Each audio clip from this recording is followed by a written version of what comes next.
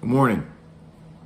I was doing some reading and I came to realize that in parts of ancient Africa, well, not so much ancient, but in parts of Africa that was around 400 or 500 years ago, so then the old modern Africa, and around the second turn of the 500, 400 to 500 years ago, there when it was the first modern era of Africa, so to speak, where like for them when they had their libraries, they had their education system was unique and it was different, and to a degree it was eclectic. It was different from our education system in that each person had a teacher. Of course, everyone's always had teachers. No man is his own. For them, however, when it came to books, when it came to documents, manuscripts, and things of that nature, the way they were passed down from teacher to student was that the student would learn under the teacher. The teacher would have their document that they had, labored over, their doctorate, similar to how we have doctorates today that they've created, that they've studied on, experimented with, and put together. But for the student, the way that they would learn from the master is that they would hand copy the original document from the teacher or the master. So the student would go to the master and say, I am your student, I am ready.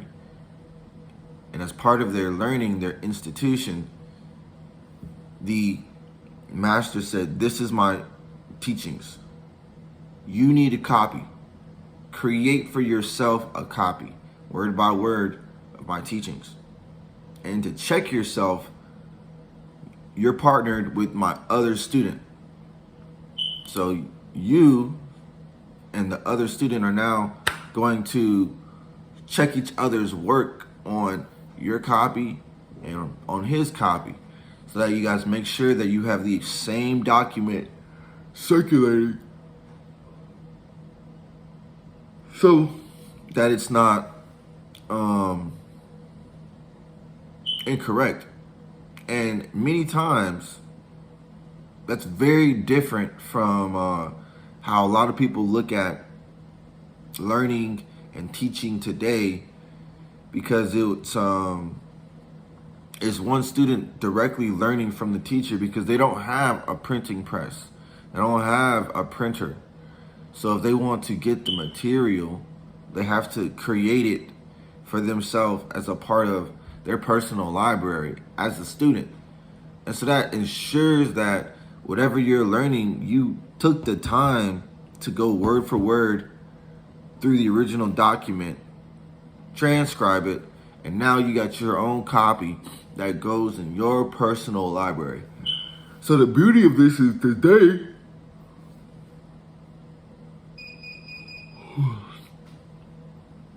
we now have the internet.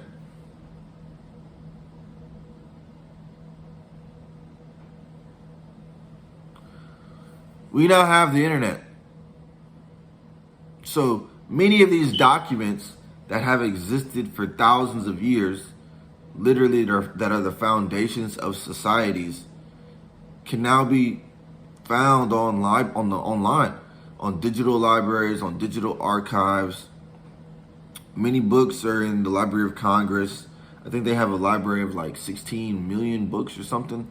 Like every book that's ever printed, the Library of Congress, in America at least, for sure keeps a copy of it. And there are other libraries in Europe. I believe they have libraries in Africa, but specifically like institutions like Timbuktu, or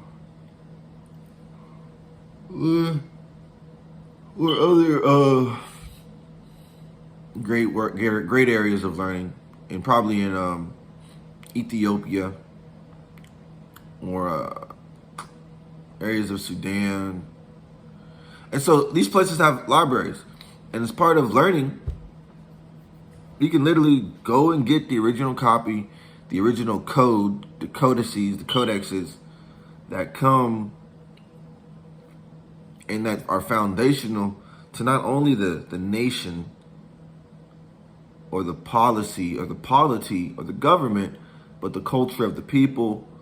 And I can get my own copy of it and then make an audiobook version, listen to it. So not only do I get the teaching of the wisdom, but I hear it in my own voice. I hear it in my own head.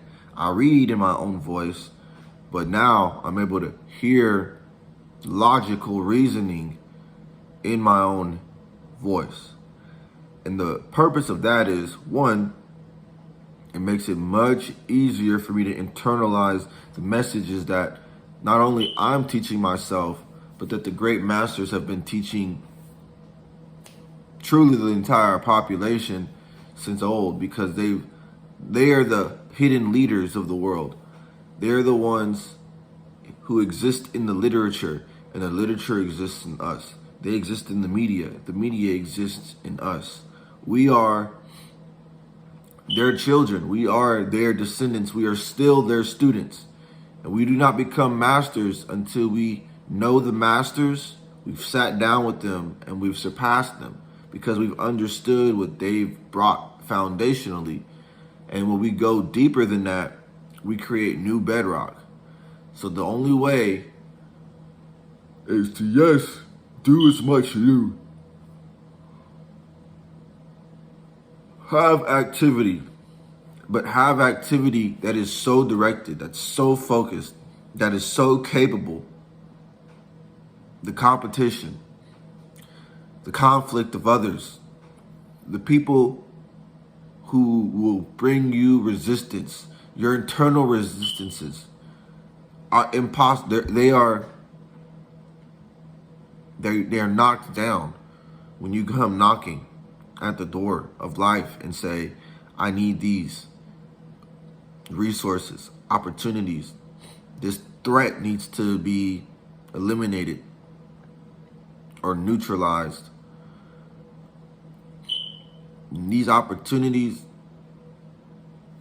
come your way, when people come your way, these attitudes for life that are necessary for the growth of your life come your way, you are ready for them.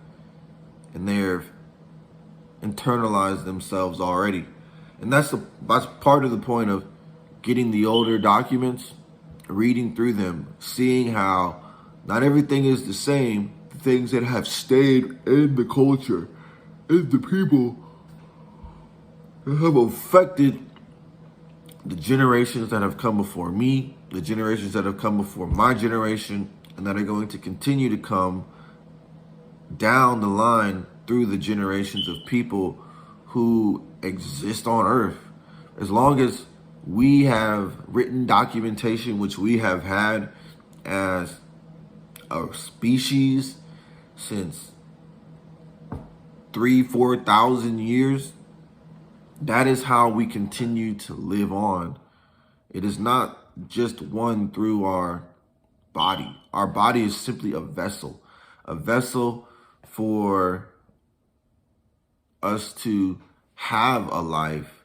However, the life we have, the life we live, it comes from what's within us. When we have the correct attitudes, the temperaments, like, temperament is something that's like when you put a piece of pottery in a kiln and it's fired, it's tempered.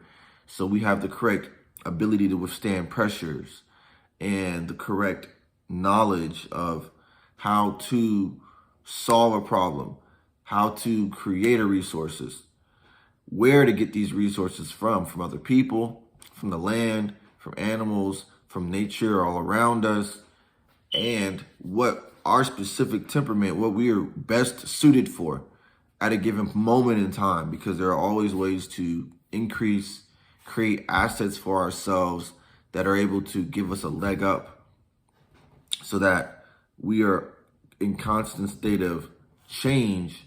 But when we change, not only do we change for the better, but we change permanently for the better, because we have a resource that is something that is foundational to not only our way of being, but our way of living and going forward. And that resource many times is content, written content, documentation, and teachings of masters.